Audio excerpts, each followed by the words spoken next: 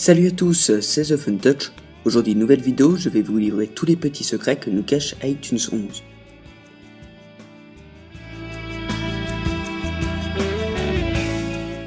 Dans cette nouvelle version d'iTunes, Apple met les petits plats dans les grands en changeant totalement l'aspect de la bibliothèque de musique.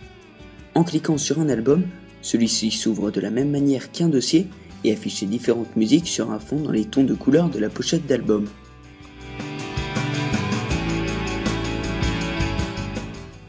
L'entreprise californienne a introduit le store mieux que jamais dans cette nouvelle version d'iTunes. Lorsque l'on navigue dans ses albums, un bouton store directement intégré permet un gain de temps considérable. Grâce à lui, il est possible d'obtenir des informations concernant l'album à l'écoute ou encore l'artiste. On a également accès grâce à ce bouton au classement des meilleurs morceaux ou encore albums d'iTunes et pour terminer, au titre de musique recommandé par Apple.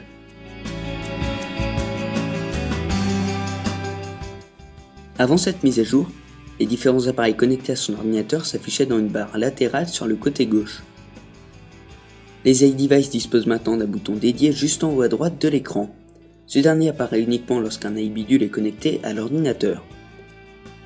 Tout comme la majorité d'iTunes 11, l'affichage des informations concernant l'appareil en question a subi un petit lifting. Il est par exemple possible de voir le pourcentage de la batterie de son iDevice.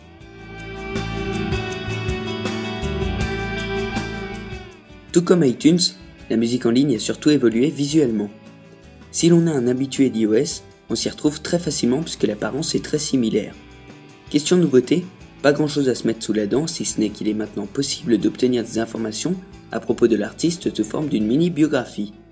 La date des lieux des prochains concerts est également affichée.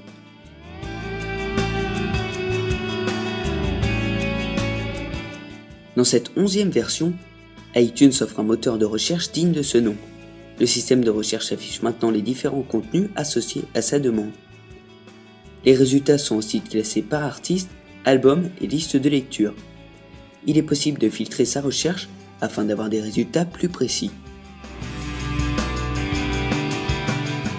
Si l'on possède une bibliothèque de musique bien garnie, il n'est pas rare d'avoir de nombreux doublons. Il est maintenant possible de les détecter en passant par le chemin d'accès présentation puis afficher les doublons. Libre à nous de les supprimer ou de les garder.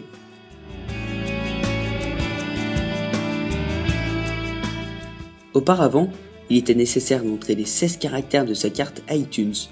Désormais c'est du passé puisqu'Apple propose une nouvelle méthode accessible depuis la page iTunes Store puis utiliser un code. Il suffit par la suite d'appuyer sur le bouton Utiliser la caméra et de placer sa carte iTunes face à la webcam.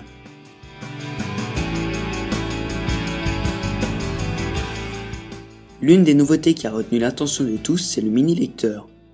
Il est possible grâce à lui de gérer rapidement et simplement sa musique en mettant par exemple l'écoute en pause, en passant à la musique suivante ou précédente, ou encore en réglant la sortie sonore.